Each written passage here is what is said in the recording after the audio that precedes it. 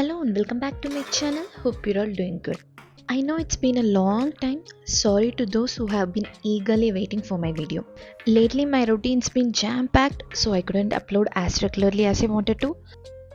I didn't want to post videos just for the sake of staying regular. I really want each of my videos to be meaningful and useful for you all. In that way, I'll be satisfied with what I'm creating and it will be worth the watch for you all as well. And now that Diwali is just around the corner, how could I not come up with a festive video? And in today's video, I'll be sharing some baked version of easy Indian savories and sweet recipes. So for that, I'm first preparing this 3-in-1 dough mix. To make this, first I have taken 1 cup rice flour and 2 tablespoons urad dal and roasted them for 1 to 2 minutes to remove the moisture content present in it. After letting the roasted urad dal to cool for some time, I ground it into a nice powder. Instead, you can also use the urad dal powder available in the market. Then to a large bowl, I am sifting the grinded urad dal powder, roasted rice flour and all the other spices required for the recipe. 1 teaspoon chili powder, half teaspoon hing and salt to taste.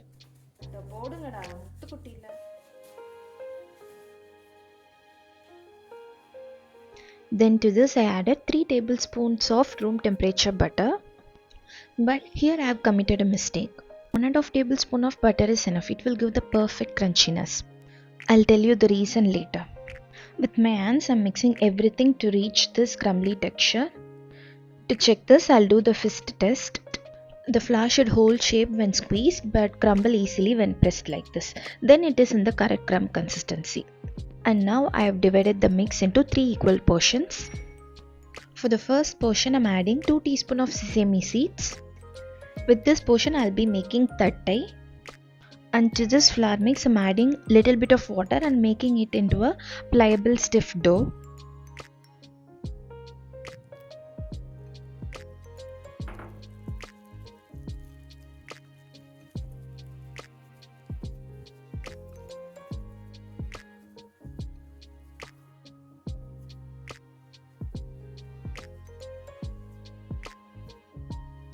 Then after forming a ball, I am applying a little bit of coconut oil to this dough to keep it from drying out while I work on the other 2 mixes. To the second portion I am adding 1 tablespoon of shredded coconut. With this I will be making seedai. Here I am adding water little by sprinkling. The dough for seedai requires little bit more water compared to the thattai. Then I formed a ball and applied some oil on top.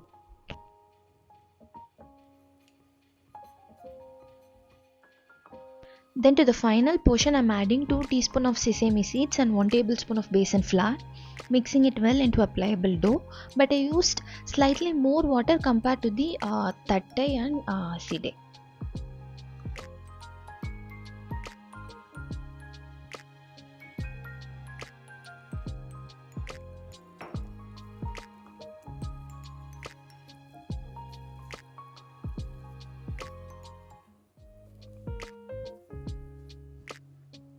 Once all the 3 dough mix is ready, I am lining the oven trays with parchment paper and greasing it with oil.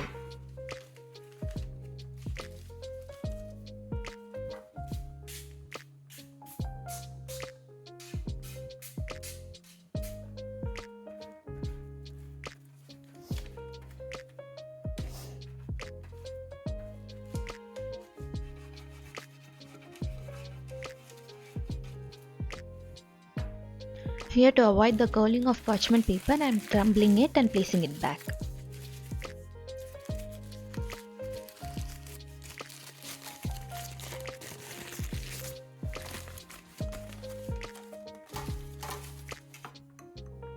Then first I started with shaping the seedai. To roll even balls, I am using a measuring spoon to scoop the dough. And to get the seedai smooth with no cracks, I am using little bit of coconut oil.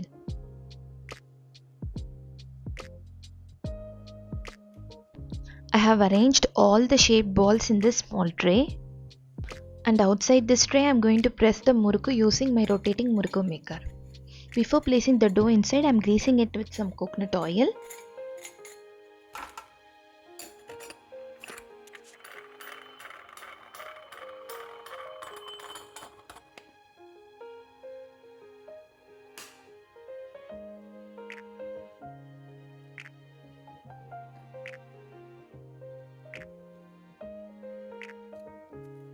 After finishing it, I sprayed some oil on top. Now I'll be baking this in a preheated oven at 200 degrees Celsius for 10 minutes. After 10 minutes, I'll flip the muruku and toss the seedai. Flipping it halfway through will give a nice even golden brown color.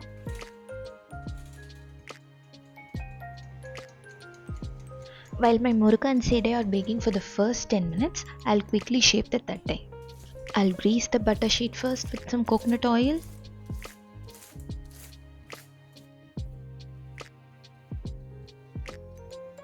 First, I will take a small portion of dough and flatten it using a small cup. Then I'll remove the flattened dough using the dosa turner carefully and transfer it to the butter paper. Then using another smaller size cup, I'll cut it into a neat round shape.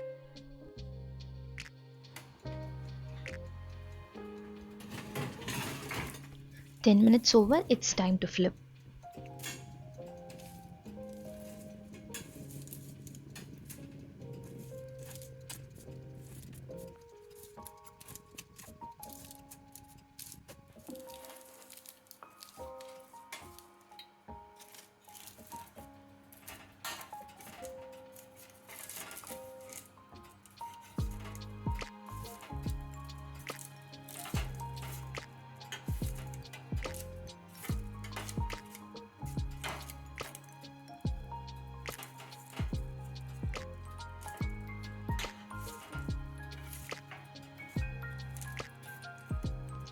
After that, without forgetting, I sprayed some oil.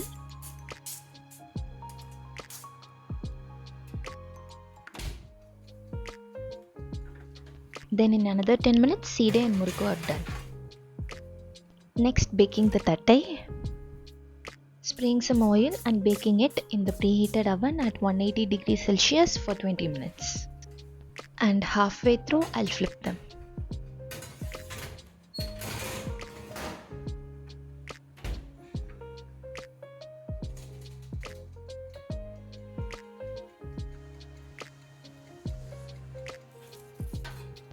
Flipping after 10 minutes and spraying some oil. Then proceeded to bake for another 10 minutes. Honestly, baking Indian savories is like getting a cheat code instead of frying it in a large hot kadai full of oil. I made this for Krishna Jayanti and I'll be making this again before Diwali. The best part about baking these festive savories is it's like the lighter, smarter version of our regular snacks. You don't need to stand near hot oil, there's no mess, and it's way healthier too. You can bake a big batch at once, they stay crisp for days, and your kitchen won't get messy, and there's no oily utensils in the kitchen later to clean. And baking gives a consistent results. Also, baked snacks cook evenly and retain their shape better. It's always best to add just 1.5 tablespoon of butter for 1 cup of rice flour. This amount gives the perfect crispiness. More butter makes it crumbly while the less makes it hard and denser. Next, moving on to the sweets. When I came across this recipe in Instagram, I was super excited to try this. The actual recipe was done in an air fryer and I thought why not bake it in the oven. So first I have taken 1 cup of chana dal and soaked it for 4 hours. Then I ground it into a coarse paste by mixing 60 ml of water.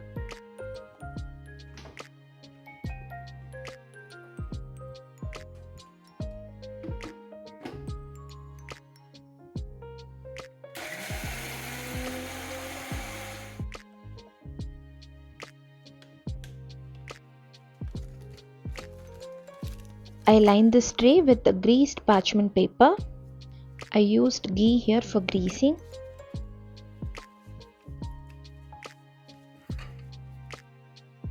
Then I spreaded the coarse paste as thinly as possible on this parchment paper.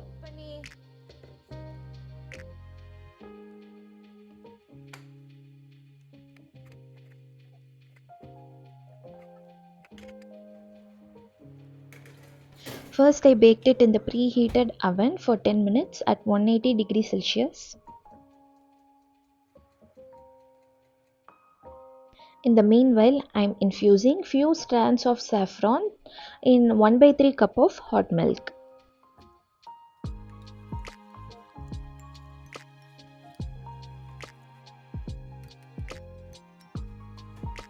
After 10 minutes, I took the tray out and flipped the baked besan paste and baked it for another 5 minutes at 180 degrees Celsius.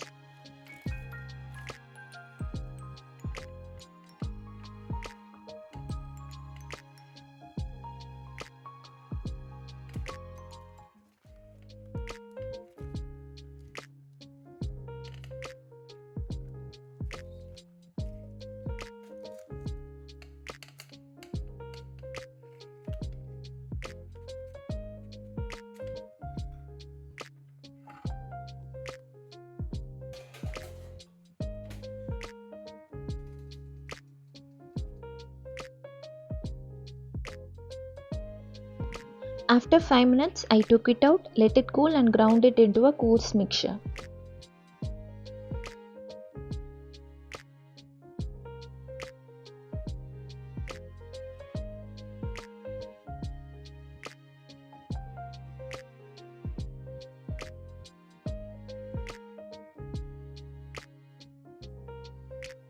Then I re-greased the tray.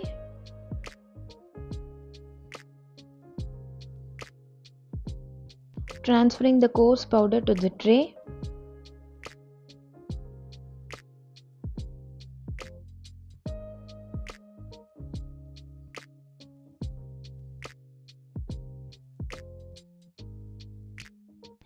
After spreading it evenly, I added 1/3 cup of powdered sugar. You can increase the sugar as per your preference.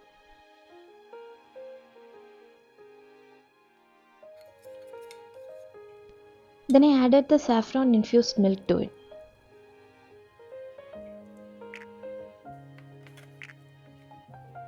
I gave it a nice mix.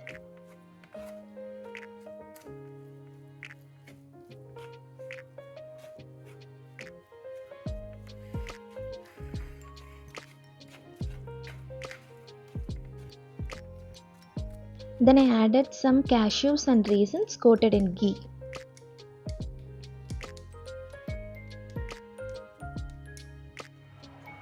I baked this in a preheated oven at 180 degrees Celsius for 10 minutes. Then I took it out. I was able to see some more moisture, so I decided to bake for another 5 minutes. I mixed the mixture once before keeping it inside. If we feel that the mixture is still wet, we can bake it for another 5 minutes.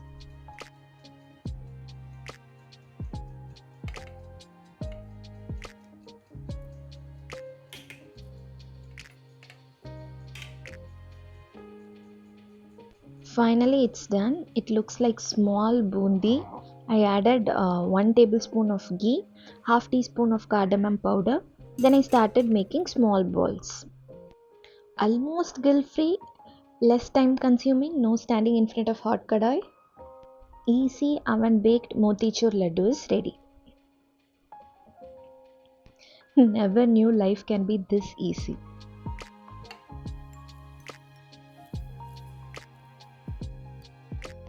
The next sweet recipe might surprise you all. I came up with a very unusual idea. I have watched it being made live at sweet stalls and it always seemed so complicated to me. But I was determined to create a baked version of jalebi no matter how many trial and error it's going to take. To make this, first I have taken the above ingredients in the bowl, added exactly 1/4 cup of water. Next, I began sprinkling water little by little, aiming for a thick sticky dough, not loose runny one. With just small amount of water, it must be quite difficult to mix. But keep mixing vigorously. Everything will come together like this.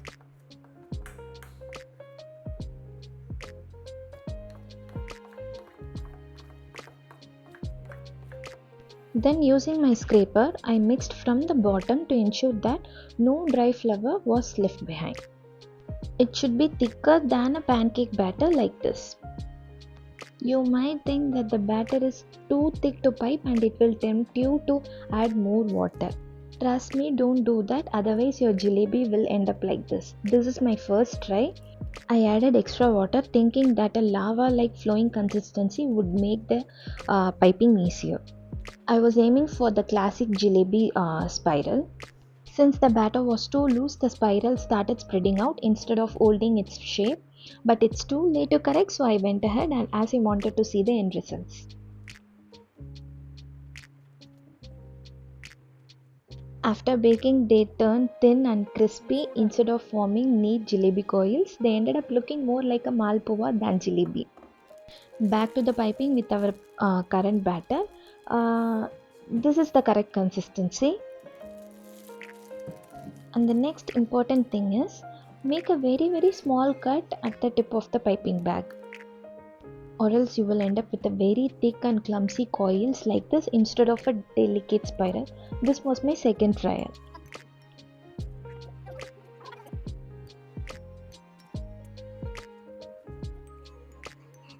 I was just wondering how will it look like after baking. It looked nothing like jalebi. But I didn't give up. On my third try, I just started piping with a very small cut on the piping bag. First, I piped a large spiral with wider gaps because even if the batter spread out while baking, it will maintain the shape. This time, I didn't want to leave anything to chance, so I took all the previous factors into consideration. Next, I also piped some smaller to medium spirals just to see how that will turn out.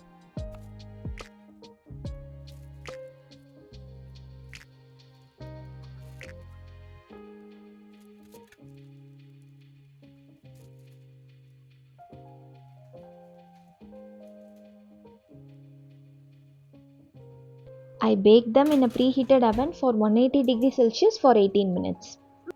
In the meanwhile, I quickly started preparing sugar syrup. I added quarter cup of water to half cup of sugar and let it dissolve, and once it reached one string consistency, I squeezed quarter lemon to it to keep the syrup stable for some time. Then I added quarter teaspoon of cardamom powder and few strands of saffron and mixed everything together.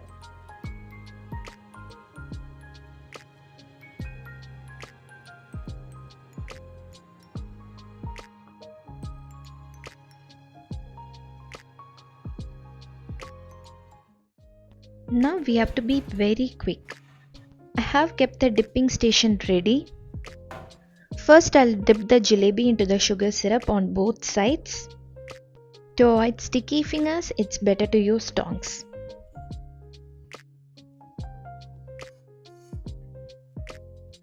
Then I place them on this wire tray so that the excess syrup will fall down. I can't call this as a guilt-free jalebi. If you want to make this guilt-free, you can replace the sugar syrup with date syrup. Maybe I will make a full-length video of guilt-free baked Indian sweet and savories, and in that video I will do this with date syrup.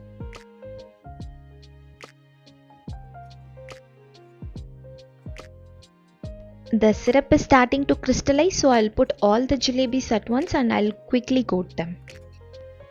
Who knew that we can bake jalebis? I absolutely enjoy creating this recipe. It was such a fun. If you love jalebi and want to try it at home but don't want to deep fry, then do give this method a try. Earlier, few people have asked me how I create these recipes.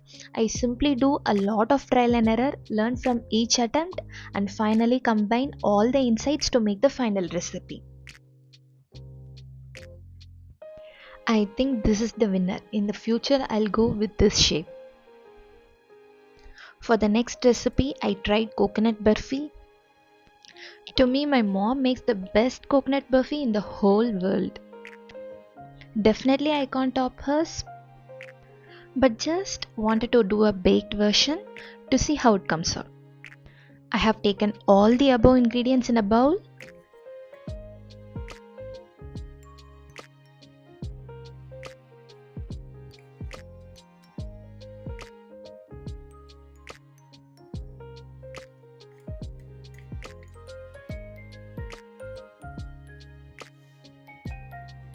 I thought it would be fun to make 2-layer burfi.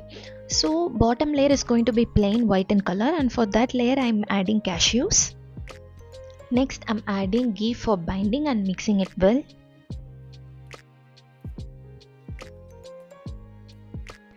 Mix for the bottom layer is ready. This is where I went wrong in this recipe. I chose the wrong tin. This is very deep and narrow. Plus, I thought greasing them, lining it with parchment paper will make the burfi release easily. First, I transferred the bottom layer, pressed it flat with the help of a cup. Then, I prepared the same mix again and added natural beetroot extract. This will give a nice pink color to the burfi. And for this layer, I'm adding black raisins instead of cashew.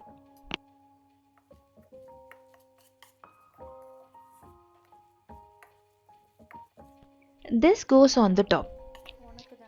Then again I gave it a nice press with the back of this cup.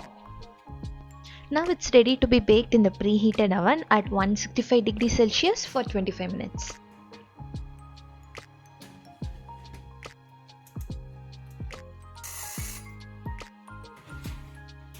Once it's done, I'll let it cool in the fridge for a few hours.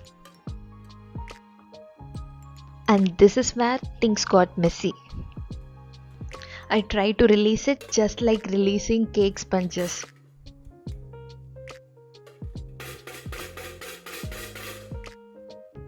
And finally I cut small squares and tried to carefully pull each squares out using a spoon.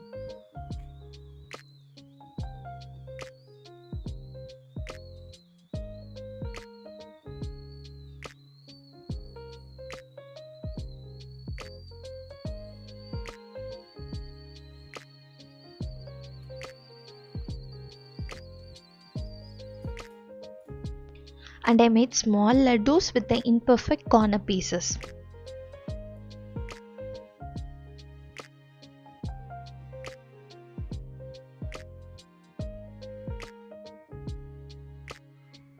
If you have been watching me for a long time, you already know that I often use festivals as an excuse to dive into DIY decor projects.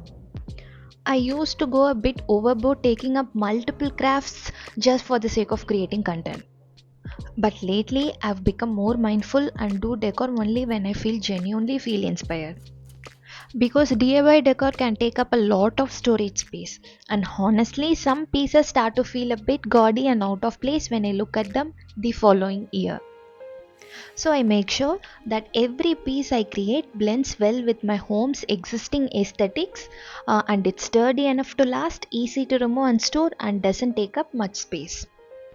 In that way, I can reuse the same decor next year too, making it both meaningful and practical. So this Diwali, I decided to give a little festive makeover to these handmade crochet coasters made by my dear friend. They were already beautiful, but I wanted to add a small touch of sparkle. I attached a few tassels and beads, just enough to bring that festive charm without overdoing it. There's something so peaceful about crafting with your hands. It slows your thoughts, brings focus, and lets you enjoy little details. For me, DIY isn't just about decorating anymore. It became a hobby that keeps me grounded and happy. This coaster turned out to be so pretty. And to this one, I'm going to add some golden and 2 shades of wooden beads. First, I started adding the golden beads along the edges.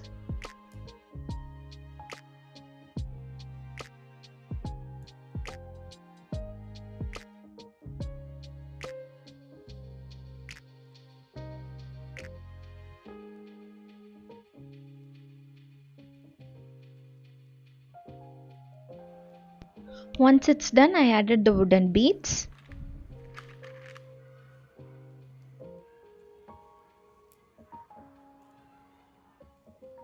Then I locked the ends with the small beads.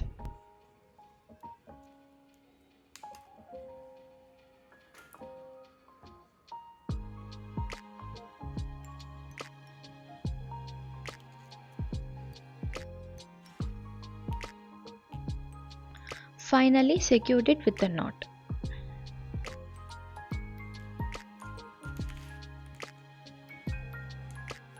What I love most about these DIYs are it keeps the sentimental value intact while adding a new charm to it. As usual, I prefer keeping the decor minimal and not crowding the house with too many things. So mainly I'll be concentrating on this corner shelf and my dining area and the entryway area. How many of you remember this DIY Ganesha garden that I made in my living room decor video? The water used for the money plant caused the urli to rust. This urli is meant for holding water, but the fact that it rusted says a lot about its quality. For now, I covered it with a cling wrap. Eventually, I have to replace this with some glass or ceramic one.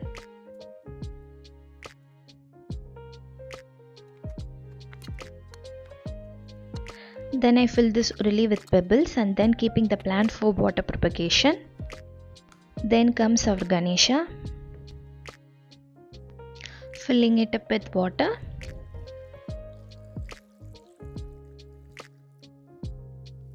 Finally, trimming the excess cling wrap.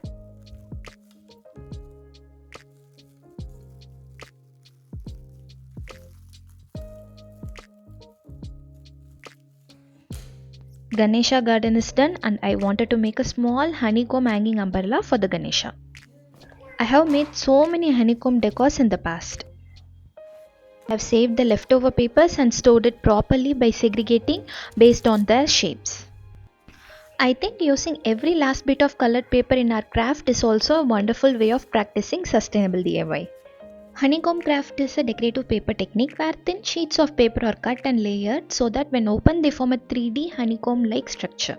Here I first cut the base tracing paper and then use it as a guide to cut the colored papers. Here I am making another cut because I want to keep the middle section hollow to keep the LED string lights. So it will look like a hanging umbrella that doubles as a lampshade. Here for the umbrella I am going for alternative colors green and yellow. So the technique is very simple to follow. For the first two sets of paper, I glue the top and bottom edges. Then I join all the glued parts together by gluing the middle part. Make sure to apply the glue very thinly so that they don't leak outside. Here top and bottom part gluing is over. Now these two pairs have to be joined together by gluing the middle part.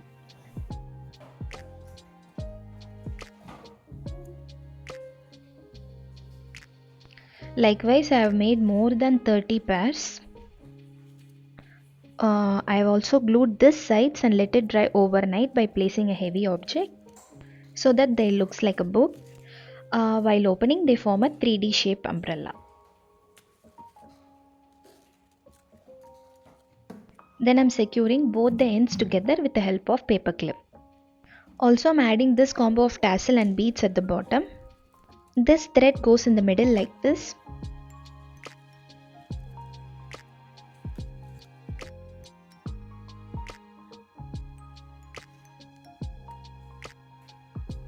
In the top I have added some more beads.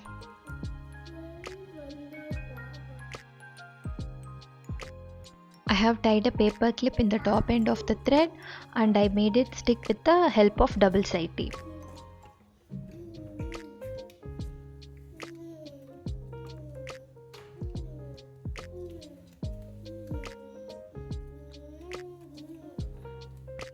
Do you like this setup? If yes, leave a green heart in the comment section. Then I'm planning to hang some decor items from the pendulum lampshade that's above the dining table. For the last year Diwali, I simply hanged some flowers. And this year I'm thinking about hanging some beaded tassels and honeycomb diyas. I'm going with the light green and dark green tassels to match with the hallway hanging decor.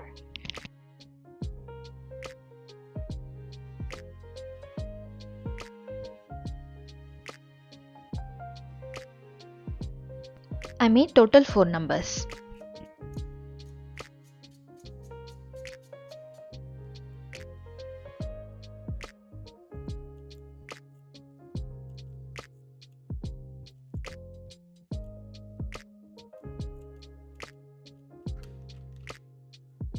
Next, adding beads to it.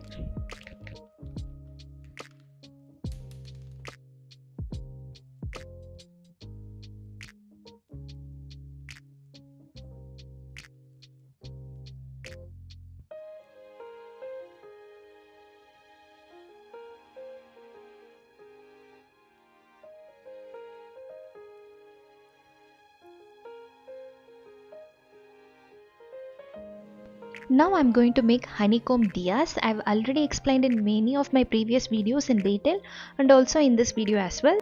So I will just proceed without any explanation.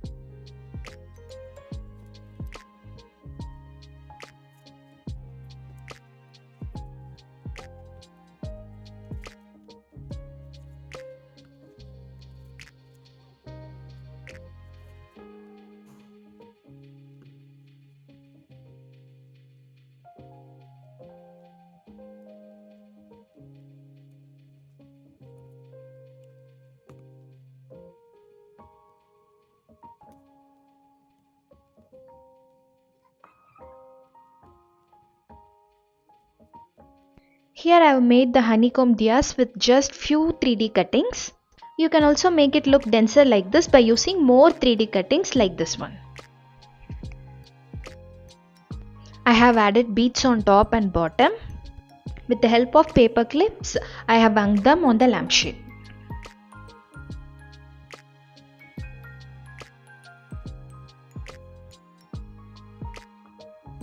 Though I didn't buy any new decor items, I bought 2 succulent plants for this Diwali. And I bought this another succulent plant with beautiful red flowers. I thought it will add such a nice color to this corner. I was planning to post this video as early as possible, but it got delayed somehow. But still, if you're planning to bake any last minute quick savories and sweets, I guess the recipes that I shared will be very helpful for you. That's it for today. I hope you all enjoyed watching this video. If yes, give a thumbs up and leave your thoughts in the comment section. And if you haven't subscribed to my channel yet, hit that subscribe icon to see more such videos. And I hope you will have a happy and safe Diwali with your loved ones. See you all again with another video. Until then, bye. Take care.